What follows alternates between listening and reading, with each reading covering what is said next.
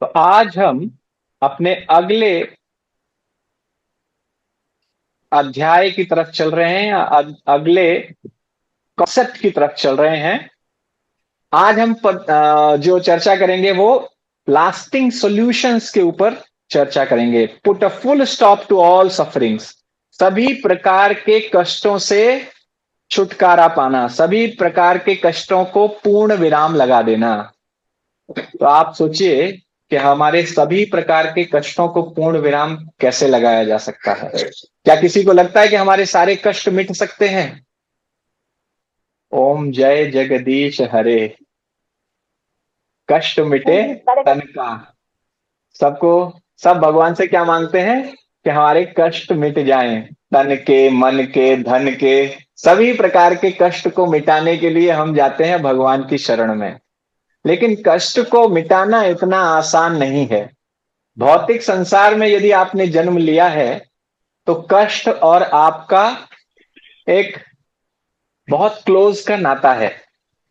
यानी क्या कोई इस कमरे में ऐसा है या ऑनलाइन कोई ऐसा व्यक्ति बैठा है जो ये कह सके कि मुझे जीवन में कभी कोई कष्ट ही नहीं हुआ, मुझे जीवन में कभी कोई बीमारी नहीं हुई, मुझे मैं जो है कभी वृद्धावस्था को प्राप्त नहीं होऊंगा। तो आज हम कुछ ऐसे कष्टों की बात करेंगे जो यूनिवर्सल हैं। अब पैसे की कमी तो किसी के जीवन में आ सकती है, राइट? लेकिन क्या पैसे की कमी हर किसी के जीवन में आती है? हर किसी के जीवन में तो नहीं आती है। कोई तो अंबानी के घर में भी पैदा हो रहा है, उसने तो कभी भी बचपन से गरीबी क्या है उसको तो कुछ पता नहीं है। क्या बीमारी हर किसी के जीवन में आती है? बीमारी तो हर किसी के जीवन में आती है। लेकिन अगर जॉब की बात करें तो जॉब किसी के जीवन में ऐसा है कि हम जॉब की प्रॉब्लम आई हमें, और क्या हर किसी के जीवन में आती है? हर किसी के जीवन में नहीं आती है। तो ऐसे ही कुछ प्रॉब्लम्स हैं जो सबके जीवन में आती हैं, कुछ प्रॉब्लम्स हैं जो कुछ लोगों के जीवन में आती हैं, या अलग अलग समय पर अलग अलग लोगों के जीवन में आती, एक समय पर सभी के जीवन में नहीं आएंगी। तो आज हम उसी पर चर्चा करेंगे। तो मॉडर्न साइंस, जस्ट तो हमने पहले देखा था क्या क्या हम नॉलेज, ज्ञान प्राप्त करते हैं। अब ज्ञान प्राप्त करके, ज्ञान क्यों प्राप्त करना चाहते हैं हम? ताकि हमारी मुश्किलें दूर हो सकें, कंफर्ट मिल सके लाइफ में। विज्ञान, विज्ञान क्यों बढ़ रहा है? विज्ञान की तरक्की का सबसे बड़ा जो उद्देश्य है वो यही है कि हमारे जीवन के कष्टों को कम किया जा सके। आपको गर्मी लगती थी तो एसी का निर्माण हो गया, आपको एंटरटेनमेंट की प्रॉब्लम हो रही थी तो टीवी का निर्माण हो गया, आपको कहीं एक स्थान से दूसरे स्थान जाने में समस्या आती थी तो रेलगाड़ी, हवाई जहाज, कार, मोटर गाड़ी, सब चीजों का निर्माण हो गया। किसने किया? साइंस एंड टेक्नोलॉजी ने किया, राइट? तो साइंस का मतलब, टेक्नोलॉजी का मतलब या ज्ञान प्राप्त करने का एक सबसे बड़ा लक्ष्य यह था कि हमारे जीवन से समस्याएं दूर हो जाएं। और हम कुछ ज्ञान भी प्राप्त करना चाहते हैं, तो ज्ञान प्राप्त करने में हमें आनंद आता है थोड़ा। तो हम ये देखते हैं कि वेदों में जो ज्ञान दिया गया है वो ज्ञान कभी भी बदलता नहीं है। आज मिलियंस ऑफ ईयर्स से जो ज्ञान वेदों में लिखा था वो आज भी वैसा का वैसा ही लिखा है। ऐसा नहीं कहीं भाई कहीं भी कहा जाता है कि ये ज्ञान अभी नया नया आया है। ये ज्ञान हमेशा से लिखा था। लेकिन साइंटिफिक थ्योरीज कैसे होती हैं? साइंटिफिक थ्योरी होती है इस आधार पर कि आज जो ज्ञान है वो कल नहीं था। Every day it is, but हमारा जो वैदिक ज्ञान है, वैदिक ज्ञान वो वैदिक ज्ञान हम लोगों को पहले से है और साइंस आज उसको प्राप्त कर रहा है। बहुत सारी चीजें हैं जो साइंस भी अपने एक्सपेरिमेंट के द्वारा प्रूव कर दे रहा है कि ये ज्ञान सही है। वेदों में जो लिखा है वो सही है। आयुर्वेद काम करता है, योगा प्राणायाम काम करता है। तो बहुत सारे जो ज्ञान हमारे वैदिक शास्त्रों में दिए हुए हैं वो आज, तो वैदिक, वैदिक जो ज्ञान है उसमें हमें बताया गया कि आप कैसे प्रसन्न रह सकते हैं। मॉडर्न साइंस भी यही खोज कर रहा है। क्यों खोज कर रहा है? क्योंकि हमारी आत्मा का यही लक्ष्य है। आनंदमय अभ्यासात पहली क्लास में ही हम लोगों ने डिस्कस किया था कि आत्मा का जो गुण है वो आनंद उपभोग करना है। तो इसलिए वेदों में जो ज्ञान दिया है वो यही कि किस प्रकार से आप आनंदमय रह सकते हैं, किस प्रकार से आप अपने आप को सुखी बना सकते हैं, ये वेदों में दिया हुआ है। और वो जो जो सुख है वो परमानेंट परमानेंट सुख की बात की गई है, टेम्परेरी सुख की बात नहीं की गई है। लेकिन आज जो मॉडर्न साइंस आपको जो सॉल्यूशंस देता है वो होते हैं टेम्परेरी सॉल्यूशंस, आपको सुख देने के। फॉर एग्जाम्पल, एक अगर आपके पेट में दर्द हुआ तो आपके पास पेट दर्द को खत्म करने के क्या क्या तरीके हैं? मेडिसिन, कौन सी medicine? Pain killer. Pain killer एक तरीका है। क्या पेन किलर से परमानेंट सोल्यूशन हो सकता है? किसी के नहीं। चोट लग जाती है तो उसको पेन किलर दिया जाता है, लेकिन पेन किलर से परमानेंट सोल्यूशन नहीं हो सकता। तो क्या करना पड़ता है? डॉक्टर रोग की जड़ में जाकर देखता है, आपकी टेस्ट करवाता है, पता करता है कि एक्चुअली फूड पॉइजनिंग हुई, क्या हुआ, आपने कुछ गड़बड़ खाया है, तो उसके हिसाब से फिर दवा देगा। तो किसी रोग की जड़ में जाकर उस रोग को ठीक करना और पेन किलर देके या ऑइंटमेंट लगा के, आपके हाथ में एक बॉयल हो गया, एक फोड़ा हो गया, तो आपने उसमें ऑइंटमेंट लगा लिया, मलहम लगा लिया, वो मलहम से क्या हो गया? वो फोड़ा ठीक हो जाएगा। लेकिन क्या वो ठीक हो गया? वो दूसरी जगह हो जाएगा। क्यों? प्रॉब्लम कहां है? ब्लड में प्रॉब्लम है। तो उसके लिए ब्लड प्यूरिफायर लेना पड़ेगा। तो जो एक्सपर्ट डॉक्टर होगा वो ऑइंटमेंट नहीं देगा, वो देखेगा कि आपके ब्लड में, आपके रक्त में क्या प्रॉब्लम है, तो वो उसको ठीक करने की कोशिश करेगा। तो वैदिक सॉल्यूशंस जो हैं वो रोग की जड़ में जाकर ठीक करते हैं। जो वेदों में जो ज्ञान दिया गया है वो इस संसार में जो समस्याएं हैं उनकी जड़ में जाकर उसको ठीक करने का प्रयास करते हैं। लेकिन जो मॉडर्न साइंस है वो उसकी जड़ में जाकर नहीं, वो पैचअप सॉल्यूशन, इंस्टेंट सॉल्यूशन वो देने की कोशिश करते हैं। अगर आपके कमरे में से कोई बहुत स्मेल आ रही है, बहुत स्मेल आ रही है, तो आप क्या करते हैं? आपके पास एक रूम फ्रेशनर है, आप रूम फ्रेशनर छिड़क देते हैं, वो एक सोल्यूशन है। अभी उससे क्या होगा?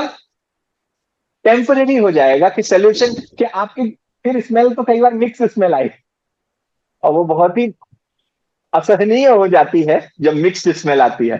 तो आप क्या करेंगे? झाड़ू लगाएंगे, कमरा साफ करेंगे, देखा एक मरा हुआ चूहा कमरे में पड़ा हुआ है, फिर आप उस चूहे को उठा के फेंक के आएंगे। तो वो क्या है? परमानेंट सोल्यूशन है। तो इसी प्रकार से हमारे वैदिक सॉल्यूशंस काम करते हैं। तो modern science offers only stop gap solutions and can not put a full stop to the problems of life.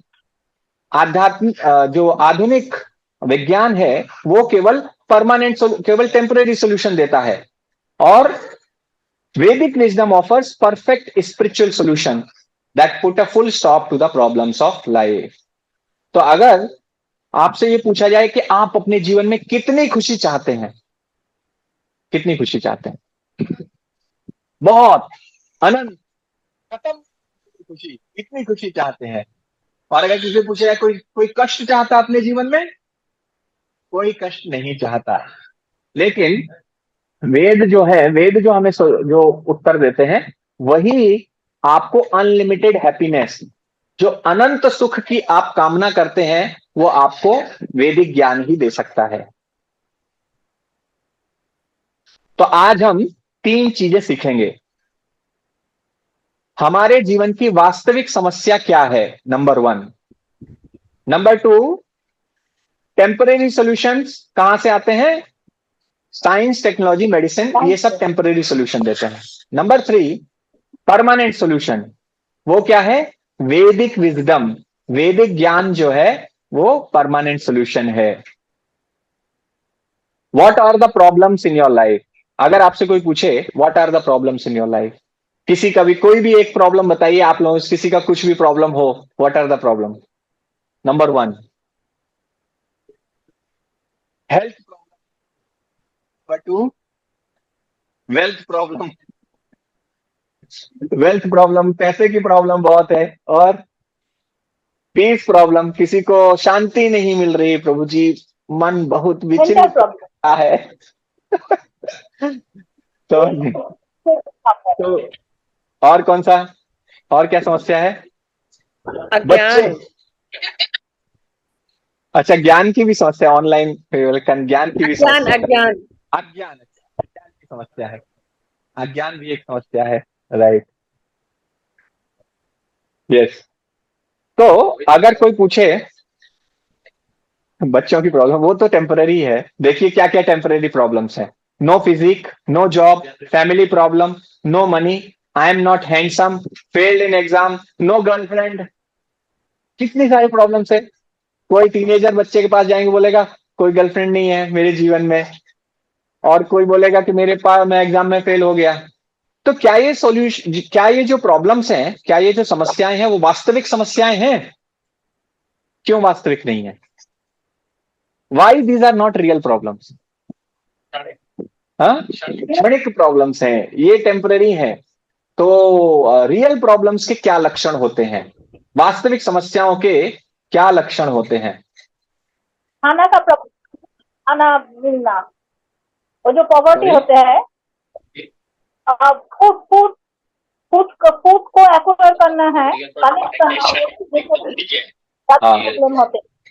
हाँ, तो ऑनलाइन ऑनलाइन तो बोल रहे हैं कि भोजन की समस्या होती है, ठीक है, लेकिन और जो रियल प्रॉब्लम है वो है, it is common to all. वो रियल प्रॉब्लम है जो सबको, ज्ञान की प्रॉब्लम है नहीं। अभी हम डिस्कस करेंगे क्या क्या है शास्त्रों के अनुसार। तो रियल प्रॉब्लम के लक्षण मैं बताता हूं। पहला, ये कॉमन है, ये सबके जीवन में आएगी ये समस्या, सभी के जीवन में आएगी ये समस्या। हाँ, अभी देखते हैं वही क्या क्या प्रॉब्लम है जो सबके जीवन में आएगी। Number two, nobody wants, आगे आगे। Number two, nobody wants it, ऐसी समस्या जो कोई नहीं चाहता है। Number three, nobody can can avoid it, कोई भी उसको अवॉइड नहीं कर सकता है। हाँ, वही अभी अभी मैं बताऊंगा क्या क्या रियल प्रॉब्लम्स हैं। तो ओल्ड एज, बुढ़ापा, ठीक है, it is common to all, nobody wants it, nobody can avoid it. तो ये आप याद रखिएगा, रियल प्रॉब्लम के लक्षण ये हैं। बुढ़ापा को तो भर जा सकता है, जवानी में जो बुढ़ापा आएगी नहीं।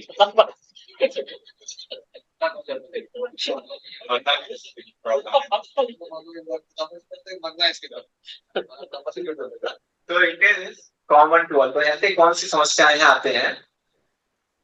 तो can you identify the 4 real problems of life that fulfil the above 3 criteria? 4 ऐसी समस्याएं हैं जो हर किसी के जीवन में आती हैं। तो हम देखते हैं कौन सी ऐसी समस्याएं हैं। नंबर 1, बर्थ, जन्म। जन्म एक समस्या है, और कैसे है वो बताएंगे। Second, old age. Number 3, disease. तो ये 4 ऐसी समस्याएं हैं जिनसे कोई बच नहीं सकता, कोई भी ये कह नहीं सकता शादी से बच सकते, चिंता प्रभु है जैसे मत कीजिए शादी, मत कीजिए शादी, आपकी जगह पे लेकिन फिर भी लोग बच गए हैं उसमें। लेकिन ऐसी समस्या है जिनसे कोई चाह के भी नहीं बच सकता, वृद्धावस्था से चाह के भी नहीं बच सकता, बीमारी से चाह के कोई भी इस कमरे में नहीं कह सकता मैं जीवन में कभी बीमार नहीं पड़ा, कोई दुनिया में नहीं कह सकता मैं जीवन में कभी बीमार नहीं पड़ा।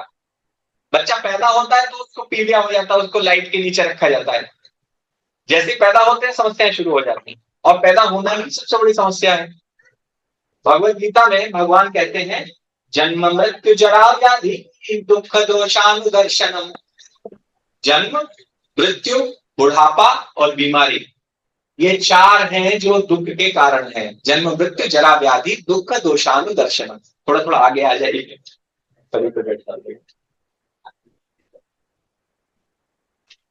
तो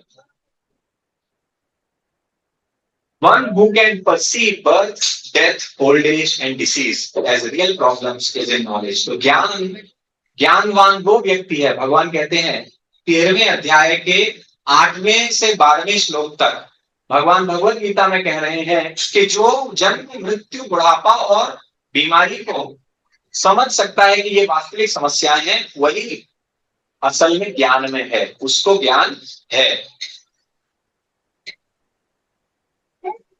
तो आपने देखा होगा कि जन्म के समय माता को तो कष्ट होता ही है, माता को तो कष्ट उठाना पड़ता है, लेकिन बच्चे को क्या कष्ट होता है? क्या कष्ट होता है बच्चे को? बच्चे को कष्ट होता है एक छोटे से कमरे में उसको ऐसे करके और अपने दोनों पैर मोड़ के ऐसे बैठना पड़ता है और उसका सर भी ऐसे झुका हुआ होता है, तो उसका जो एक धनुष की तरह पूरा शरीर बना रहता है। कितना? 9 महीने तक।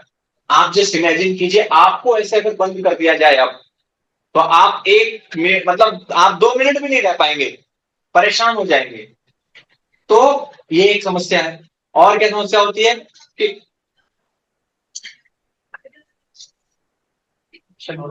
यस यस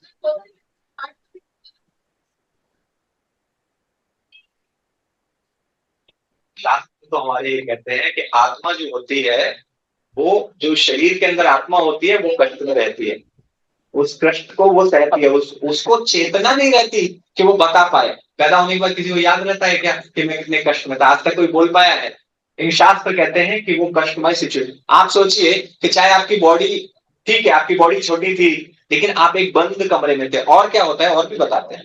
वहां पर माता के गर्भ में बहुत सारे कीटाणु, वर्म्स, जर्म्स होते हैं, वो भी उसको काटते रहते हैं, तो उसको कष्ट होता है। अगर कष्ट को एक्सप्रेस नहीं कर सकता, यू कैन से कि उसको एक्सप्रेस नहीं होता है। यस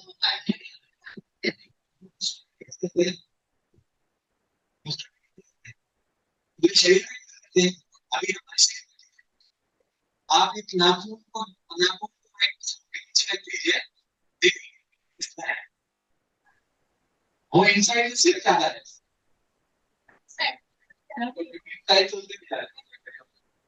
हाँ ठीक है, कुछ गुड बैक्टीरिया होते हैं, कुछ बैड बैक्टीरिया होते हैं, कुल मिलाकर पेट के अंदर जो है उसको कुछ तीखा खाती है, जिससे भी उसका जलन महसूस होती है। जैसे हमारे शास्त्र ऐसा बोलते हैं। ठीक है, तो बर्थ में बहुत मैं एक कल वीडियो दिखाता हूँ आपको। For 91 months, the human fetus lies cramped within the darkness of the womb. अंधेरे कमरे में उसको रखा हुआ है। माता की जो जठराग्नि है, अग्नि है, जो उस अग्नि के कारण वो बेचारा चलता रहता है, और सडन मूवमेंट्स इन कंजेस्टेड रूम, छोटी सी जगह में उसको कितना मूवमेंट कर पाता है, जोल्टेड बाय सडन मूवमेंट्स। कुछ भी माता इधर उधर गिरती है तो उसको भी इधर उधर टकराना पड़ता है। Hungry worms in the abdominal cavity torment the child. जो भूखे कीड़े हैं वो उसको काटते रहते हैं। The child passes stool and urine, और मूत्र और मल का विसर्जन करता रहता है वहीं पे वो। तो ऐसी सिचुएशन रहती है।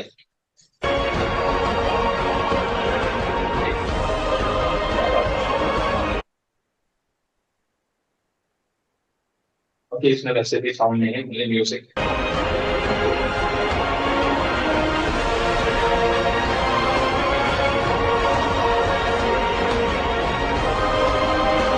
तो 6ठे महीने में वो मूवमेंट करने लगता है, हिलने लगता है बच्चा।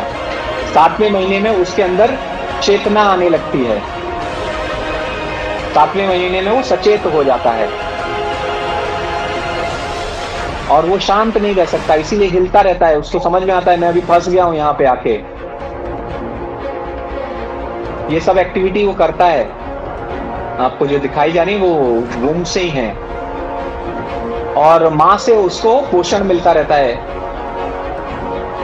और वहां पर इतने सारे कीड़े होते हैं, वो उसमें परेशान रहता है। अगर माँ बहुत कुछ कड़वा खाती है, तीखा खाती है, उसको भी दर्द होता है और बहुत कष्ट उठाता है वो।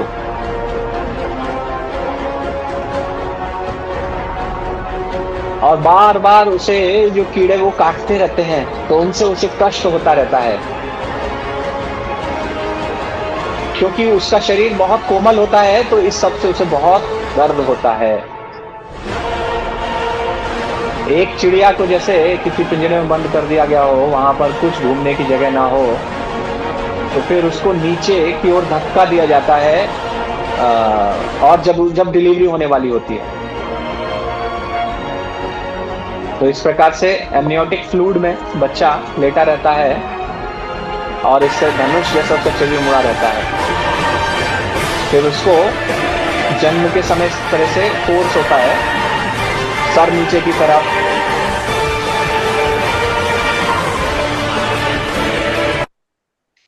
तो ये सिचुएशन रहती है।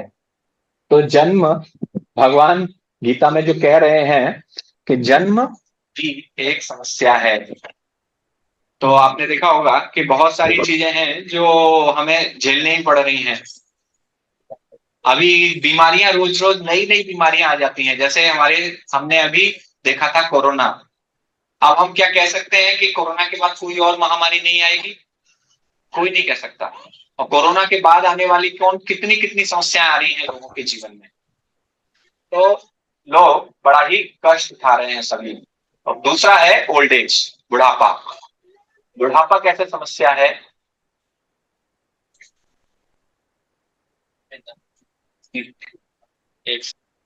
तो आपने देखा, ये कौन है आप जानते होंगे, ये भी कोई हीरोइन है। और देखिए वृद्धावस्था में शरीर कैसा हो जाता है, शरीर की हालत कुछ ऐसी हो जाती है, अच्छा खासा जो सुंदरता है वो सुंदरता समाप्त हो जाती है। ये कौन है? Arnold Schwarzenegger. कितनी बार वो मिस्टर यूनिवर्स रहे।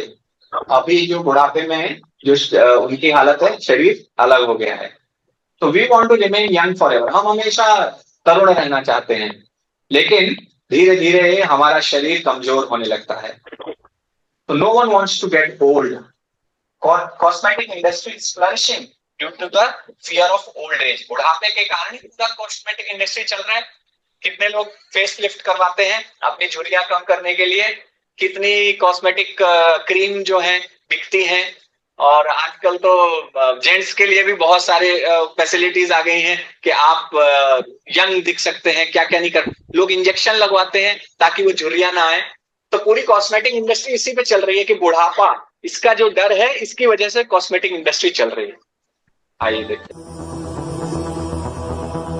ठीक है, ऐसे काम चलाते हैं।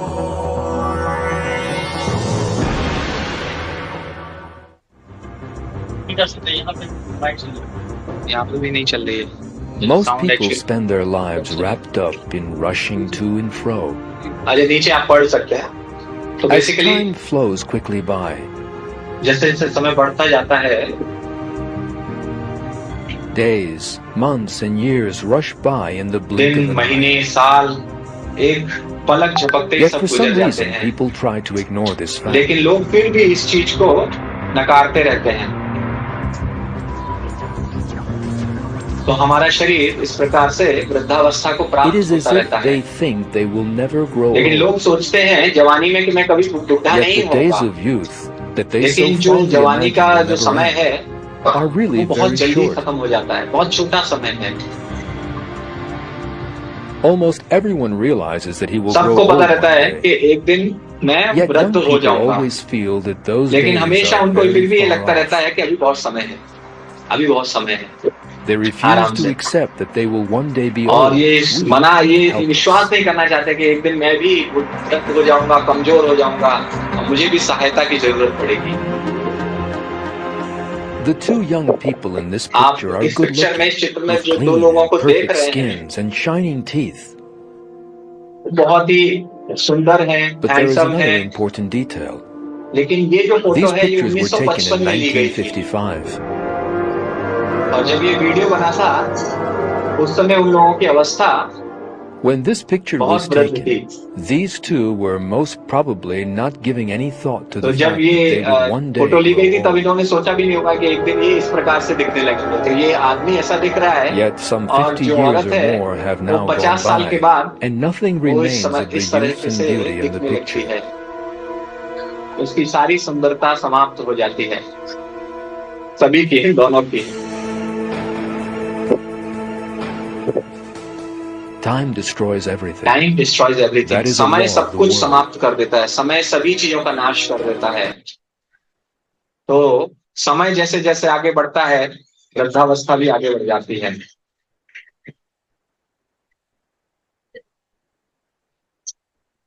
तीसरी है डिसीज, बीमारियां। तो कोई भी बीमार नहीं होना चाहता, सब हमेशा स्वस्थ रहना चाहते हैं, लेकिन हमारी इच्छा के विरुद्ध हम कभी ना कभी सब बीमार पड़ने लगते हैं। और चौथा है मृत्यु। Death is the time when soul is taken from body to go to the next body. Garuda Purana में ये कहा गया है, कालेन संह्यन्ते च नूनम मृत्यावुपस्थिते देवयोगा तदा व्याधि कश्चित उत्पद्यते खग।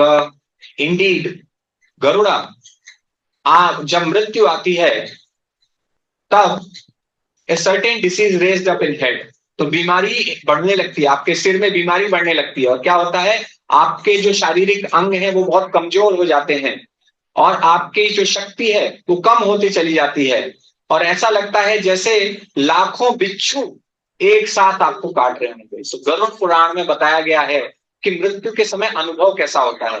कोई तो बता नहीं सकता मृत्यु के समय का अनुभव कैसा होता है, क्योंकि मृत्यु के बाद बताने के लिए कोई जीवित रहता नहीं है। तो गरुड़ पुराण में ये इसका वर्णन किया गया है। उत्तरखंड द्वितीय शाखा chapter 2। In that diseased condition, the dying person's eyes bulge due to the pressure of air from within. तो जो आंखें होती हैं उनमें इतना प्रेशर बढ़ जाता है कि आंखें बाहर की तरफ आने लगती हैं। And his glands becomes congested with mucus, और उसके जो श्वास नली में बहुत कफ इकट्ठा होने लगता है। He has difficulty in breathing, उसको श्वास लेने में परेशानी होने लगती है। और इस प्रकार से बहुत कष्ट के साथ उसकी मृत्यु होती है। कि बच्चों को हम अंदर कमरे में ले जा सकते हैं, कोई सही है, बच्चों को कमरे में ले जाके हमको कुछ अरेंजमेंट कर सकते हैं, लेकिन मम्मी को भी जाना पड़ेगा उनकी, ठीक है।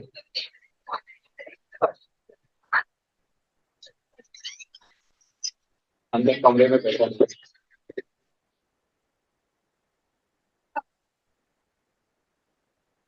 अपार्ट फ्रॉम, अच्छा ये तो 4 समस्याएं हमने बताई।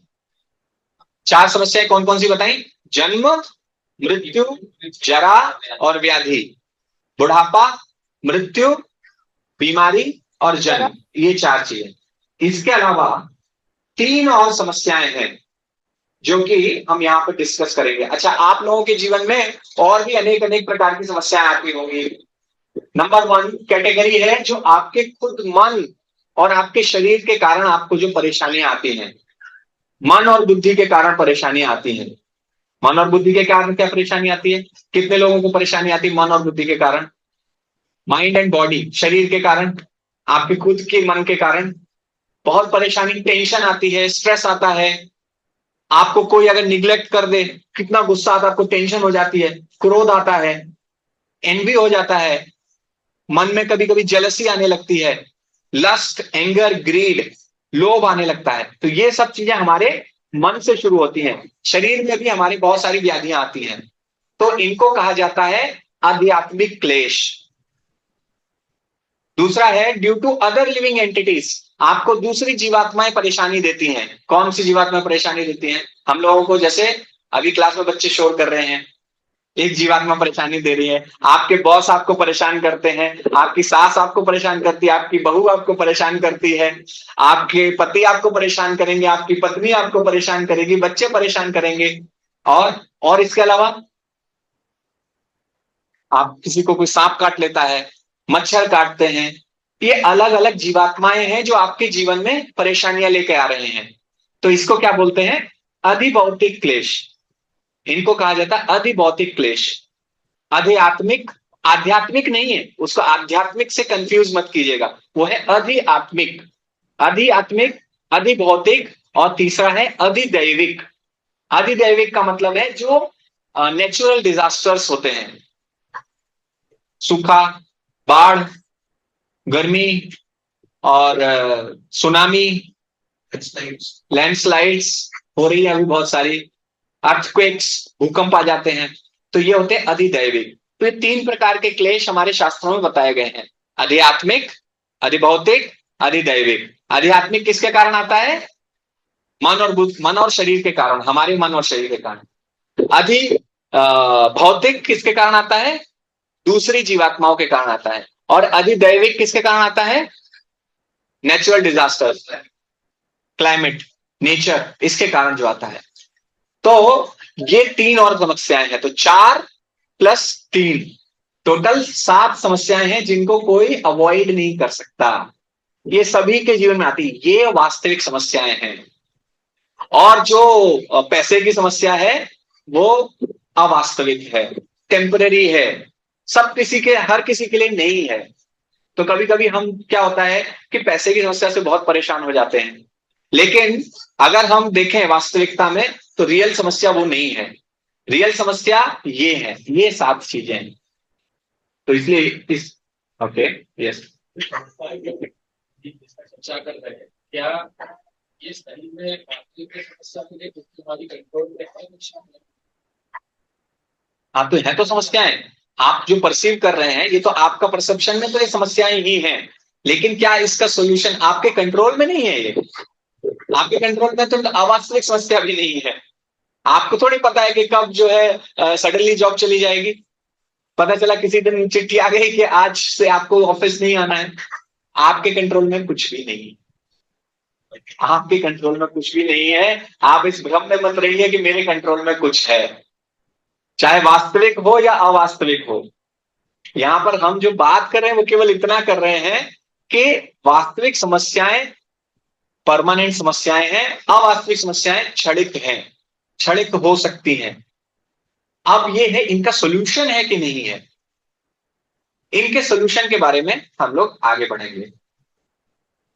तो आप कभी ये बोल सकते हैं कि ये सब समस्याएं तो ठीक है, थ्री फोल्ड मिजरीज, क्लेश जो हमने कहा, आध्यात्मिक क्लेश, अधिभौतिक क्लेश, अधिदैविक क्लेश। तो दुर्गा मां के पास क्या है? एक त्रिशूल है, त्रिशूल।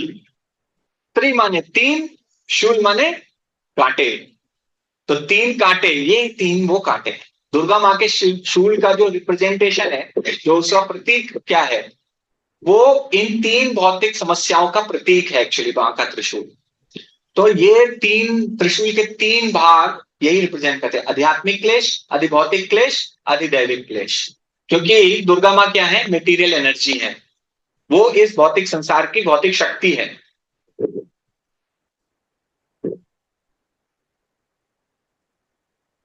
ये हमने डिस्कस कर लिया। अधिभौतिक क्लेश हमने डिस्कस कर लिया, अधिदैविक क्लेश ये भी हमने डिस्कस कर लिया। चलिए एक और वीडियो है। तो 2011 का आप साल देखिए कि 2011 में क्या क्या हुआ था। मार्च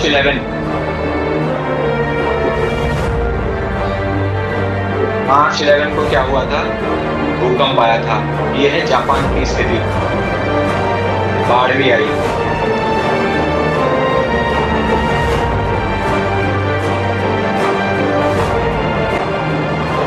this is the power of material nature, भौतिक शक्ति की, भौतिक प्रकृति की ये शक्ति है। सदर्न यूएस, अमेरिका में अप्रैल 27 में चक्रवात आया और उस चक्रवात ने क्या स्थिति पैदा कर दी? सब कुछ तबाह कर दिया।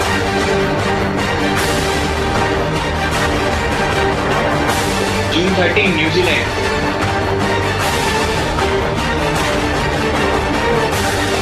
यहां पर भी तूफान आया।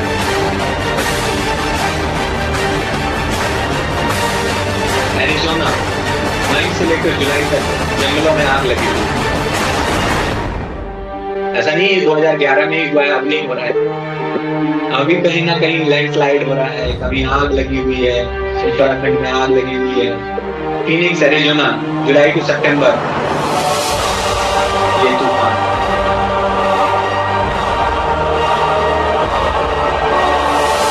सैंड स्टॉर्म,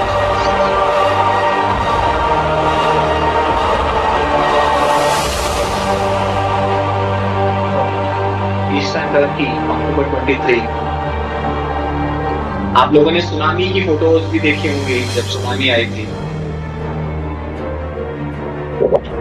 2 से 3 मिनट का अगर भूकंप आ जाए, उसमें लाखों लाखों लोग उसमें प्रभावित हो जाते हैं, कितनों की जान चली जाती है।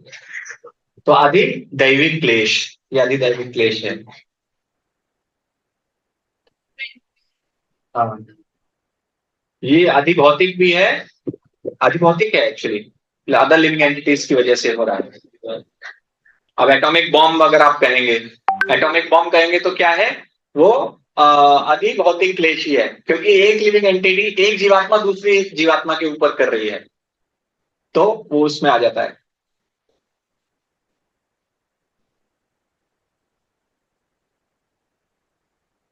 सो साइंस हमें क्या क्या सोल्यूशन देता है इन सब के, तो हम जो है टेम्पररी सोल्यूशन देखते हैं। तो हमारे पास मेडिकल साइंस है, अच्छा खासा लेटेस्ट टेक्नोलॉजी है। Still our plans of good health and happiness are started with newer and newer disease. फिर भी हमारे जीवन में नई नई समस्याएं, नई नई बीमारियां आती रहती हैं, सार्स, चिकनगुनिया, डेंगू और कोरोना। अभी पता नहीं नेक्स्ट क्या आता है, कुछ पता नहीं है। मोहम्मद अली, मोहम्मद अली ने एक समय बोला था, आई एम द ग्रेटेस्ट। आप उसका वीडियो अगर सर्च करेंगे, आई एम द ग्रेटेस्ट, मैं सबसे महान हूं, वो देखिए। और लास्ट में क्या हुआ, उनको कौन सी बीमारी हो गई थी, पार्किंसन डिसीज। पार्किंसन डिसीज के कारण इनकी यह हालत थी। वर्ल्ड कप की एक जो मशाल थी, ओलंपिक की एक जो मशाल थी, उस मशाल को भी उठाने में इनको समस्या आ रही थी, एंड वो पार्किंसन डिसीज के साथ मरे। तो we should never be proud of anything हमारे, क्योंकि हमारे जीवन में ये जो समस्याएं हैं, दे आर सुप्रीम, ये सबसे ऊपर है। Why do even such great personality suffer from problems. तो पेन किलर सोल्यूशन जब तक हम देते रहेंगे, तब तक हमारे कष्ट समाप्त नहीं होंगे। आपको पता है, मार्टिन लूथर किंग ने कहा था, now man can fly like a bird in the sky and swim like a fish under water in A submarine. यानी एक इंसान आज चिड़िया की तरह हवा में उड़ सकता है और मछली की तरह पानी में तैर सकता है, लेकिन समस्या केवल इतनी है कि वो एक मनुष्य की तरह जमीन पर पैदल नहीं चल सकता, क्योंकि इतना ज्यादा प्रदूषण हो गया है।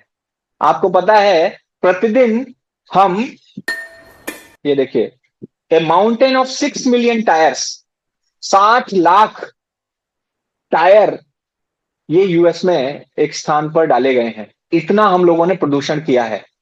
अब मैं जो आपको वीडियो दिखाने जा रहा हूं, उसमें आप देखेंगे कि प्रतिदिन आप कितना प्लास्टिक खाते हैं, कितना प्लास्टिक आपकी बॉडी में जाता है, your plastic diet.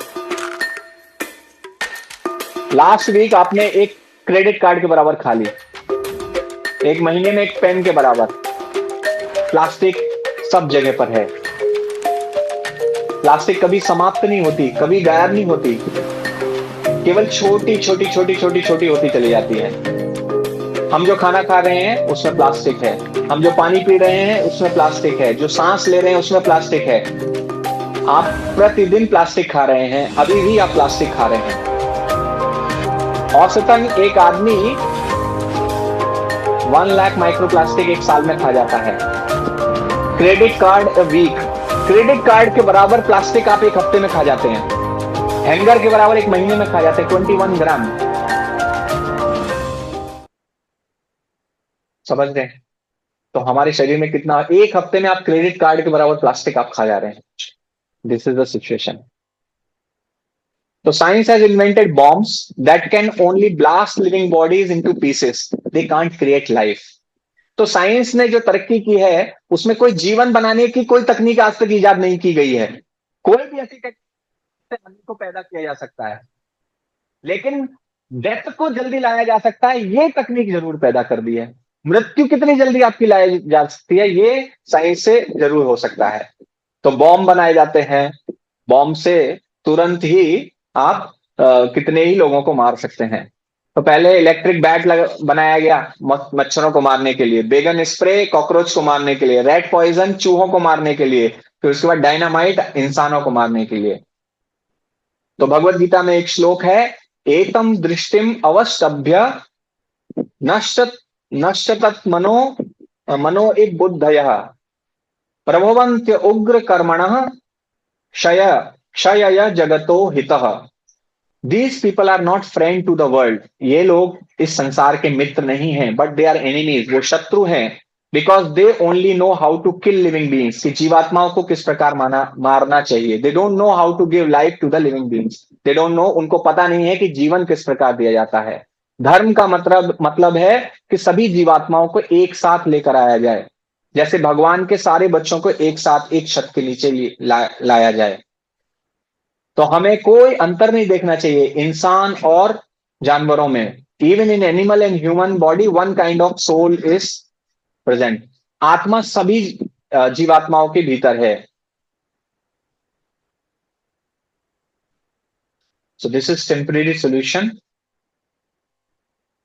Old age, white hair, use hair dye. Wrinkles हैं तो face lift, back pain, stomach pain, pain killers, breathlessness and death, oxygen tubes।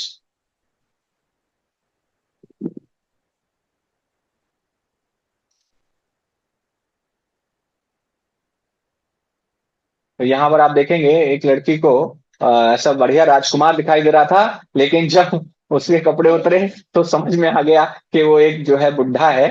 तो यही अभी जो टेम्पररी सोल्यूशन है, इसके कारण हम ऐसे हो गए हैं उस घोड़े और उस जो भी है राजा की तरह। तो एक बिल्ली अपने आप को शीशे में बाघ समझ सकती है, टाइगर समझ सकती है, लेकिन वास्तविकता में वो बिल्ली ही है।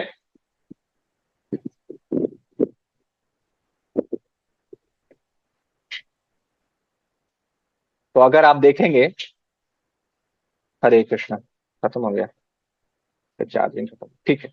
तो अगर आप देखेंगे कि हमारे जीवन में कुछ भी कंट्रोल में नहीं है, ये सब चीजें हमारे कंट्रोल में नहीं है, और इसी कारण से क्या होता है कि हम परेशान रहते हैं जो चीज हमारे कंट्रोल में नहीं है उसको लेकर। तो इनका सॉल्यूशन जब हमको पता लगेगा, science and technology can not stop old age, can not eradicate disease,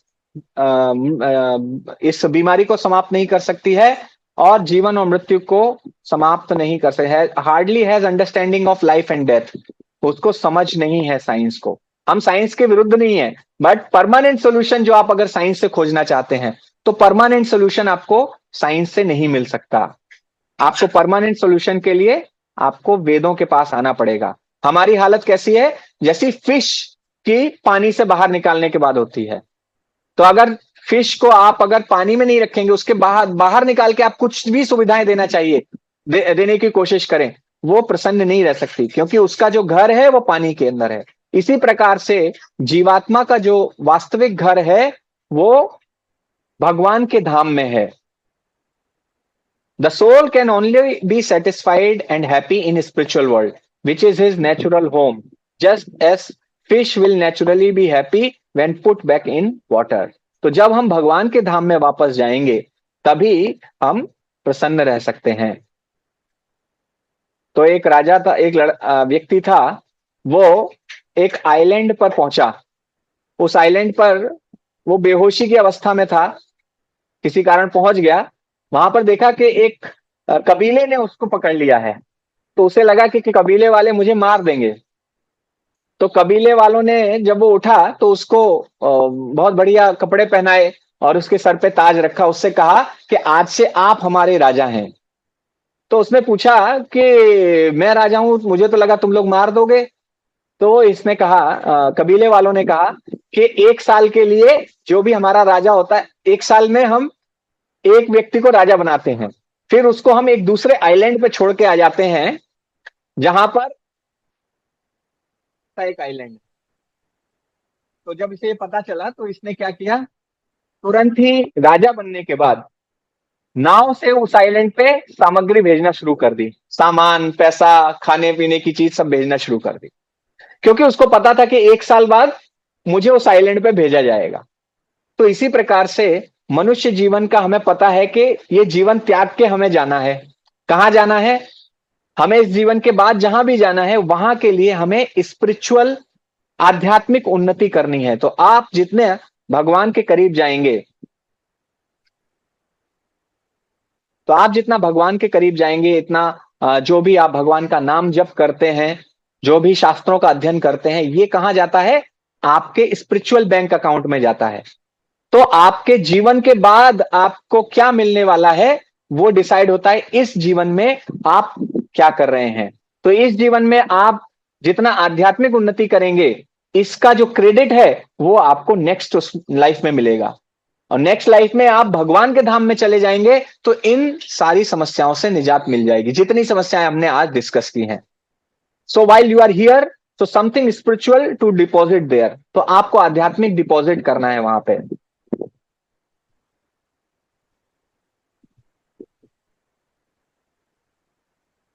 तो 2 प्रकार के लोग होते हैं, बुद्धिमान और मूर्ख। जो बुद्धिमान होते हैं उनको भगवान में पूरा विश्वास होता है और भगवान के नियमों के आधार पर अपना जीवन यापन करते हैं, और उन्हें याद रहता है स्मर नित्य अनित्यताम, कि ये संसार, ये जो जगत है वो कितना अनित्य है, अस्थाई है, क्षण भंगुर है, क्षणिक है। And they follow a regulated life of principle, सिद्धांतों के आधार पर अपना जीवन यापन करते हैं। जो मूर्ख होते हैं वो भगवान में भरोसा नहीं रखते। उनकी फिलॉसफी होती है eat drink and B Mary, खाओ पियो मस्त रहो। Right? और जो ये संसार है इसको परमानेंट मानते हैं, जबकि ये संसार परमानेंट नहीं है। इस संसार में जितनी भी सुविधाएं आपको मिली हैं तो किसी भी क्षण ये सुविधाएं समाप्त हो जाती हैं। एंड जो मूर्ख लोग होते हैं वो दूसरों से ईर्ष्या करते हैं और अपने जीवन को बिना किसी नियम के आधार पर जीते हैं। अल्टीमेटली क्या होता है? वो नर्क के गामी बनते हैं, उनकी अधोगति होती है। तो एक है हनुमान और एक है रावण। तो हनुमान ने क्या किया? हनुमान ने देखा मौका कि कहां भगवान की सेवा की जा सकती है, और रावण ने देखा मौका कि कहां भगवान को के विरुद्ध कार्य किया जा सकता है। तो हमें हनुमान बनना है या राम बनना है, that we have to decide. तो इस प्रकार से ट्रेन के सफर में एक एक करके यात्री उतरते जाते हैं, और हमारे जीवन के सफर में भी यात्री उतरते चले जाएंगे। पहले आपके बाबा गए, फिर दादी गई, उसके बाद फिर आपके पिताजी जाते हैं, फिर मम्मी चली जाएंगी, एक दिन आपके पति या पत्नी चले जाएंगे, और एक दिन आप भी चले जाएंगे। ये जीवन का जो है, this is our life's journey. तो आप मेरे पीछे पीछे ये श्लोक बोल सकते हैं। महाभारत के वन पर्व का श्लोक है। जब युधिष्ठिर महाराज से पूछा था यक्ष ने कि सबसे आश्चर्य की बात क्या है इस संसार में, तो उन्होंने कहा था, आप लोग दोहरा सकते हैं, अहनि अहनि भूतानि गच्छन्ति हायमालयम् शेषशः स्थावरम् इच्छन्ति किम आश्चर्यम अतः परम। हजारों लाखों लोग प्रतिदिन मृत्यु के द्वार पर जा रहे हैं, लेकिन एक मूर्ख फिर भी ये सोचता है कि मैं जो है कभी मरूंगा नहीं, और कभी भी मृत्यु के लिए तैयारी नहीं करता है। यही इस संसार का सबसे बड़ा आश्चर्य है कि मृत्यु की तैयारी कोई नहीं करता है। मैड आफ्टर पेटी pleasures of life, indulge in sinful activities, पाप कार्य करता रहता है और सब चीजों को टेम्पररी समझता, सब sees everything is temporary but still is blind to truth. उसको पता है सब कुछ टेम्पररी है, फिर भी वो अपनी आंखें बंद करके बैठा है।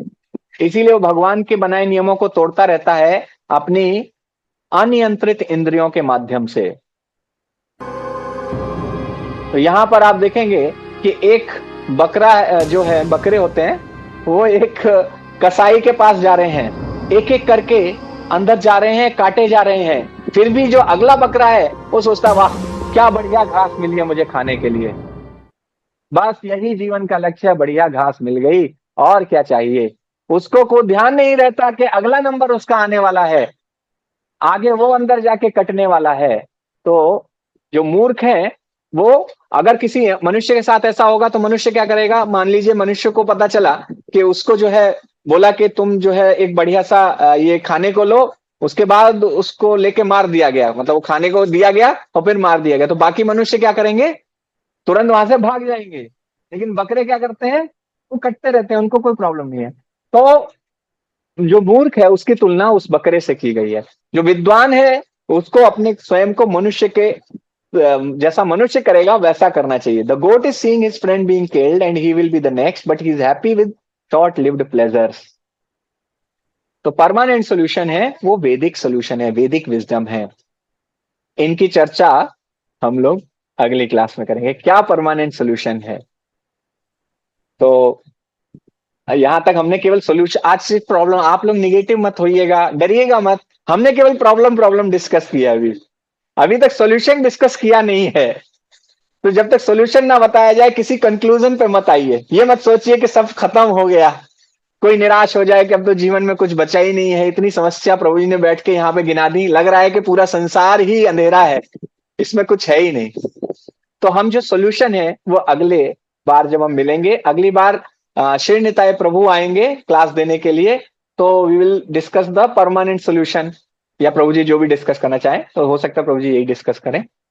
ठीक है, तो थैंक यू वेरी मच। किसी का कोई प्रश्न है? सॉल्यूशन का प्रश्न मत पूछिए अभी, सॉल्यूशन का प्रश्न नेक्स्ट बार, क्योंकि सॉल्यूशन हम नेक्स्ट क्लास में डिस्कस करेंगे। अभी तक जो बताया उसमें किसी को, यस ऑनलाइन, हाँ बोलिए।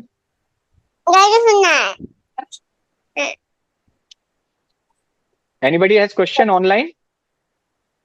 हेलो, मैं पियाली बोल रही हूँ। हाँ बोले मैम। हाँ, वो पहला क्लास में जो लास्ट क्लास हुआ था उसमें वेद का जो चार्ट टाइप था कि वो जो रुद्र कुमारा वो थर्ड एंड फोर्थ, और फर्स्ट और हाँ। सेकंड कौन सा था? हाँ तो माता जी पूछ रही है कि 4 संप्रदाय कौन से हमने बताए थे, किसी को याद है 4 संप्रदाय कौन से बताए थे? रुद्र संप्रदाय, श्री संप्रदाय, कुमार संप्रदाय और ब्रह्म संप्रदाय, ये 4 संप्रदाय बताए थे। ब्रह्म ब्रह्म है सेकंड वन, ब्रह्मा के बाद कुमार, कुमार संप्रदाय, हाँ रुद्र संप्रदाय हाँ और श्री संप्रदाय। श्री संप्रदाय जिसमें हाँ श्री में लक्ष्मी जी से ज्ञान आता है, रुद्र संप्रदाय में शिव जी से ज्ञान आता है, कुमार संप्रदाय में चतुष कुमारों से ज्ञान आता है, और चौथा कौन सा, ब्रह्म संप्रदाय में ब्रह्मा जी से ज्ञान आता है। ठीक है, thank you sir, thank you हाँ हाँ थैंक यू। तो thank you very much, thank you everyone. हम लोग अब जो सॉल्यूशन है वो सब आपको पता है, सॉल्यूशन के बारे में डिस्कस ना करूं तो भी पता है, लेकिन डिस्कस कम से कम मैं बता देता हूं, भगवान के नाम का जप, तो हम सभी लोग भगवान के नाम का जप कर सकते हैं। तो ऑनलाइन भी आप सभी लोग माला ले लीजिए अपना और माला कर सकते हैं।